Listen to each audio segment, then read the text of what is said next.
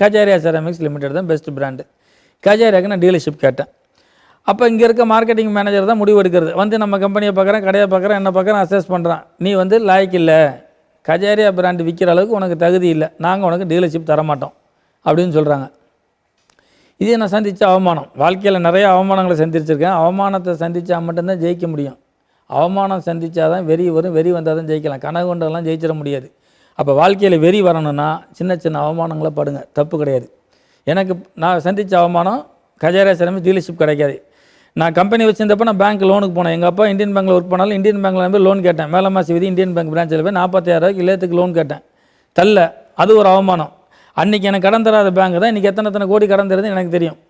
அப்போ நம்ம நிரூபித்தா மட்டும்தான் அடுத்தவன் நம்மளை ஒத்துப்பானே ஒழிய நம்மளே நம்பாட்டி கஷ்டம்.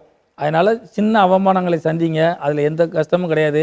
எல்லா அவமானத்துக்கும் ரிப்ளை வசனமாக பேசக்கூடாது, செயலில் காட்டணும், செயலில் ஜெயிக்கணும்.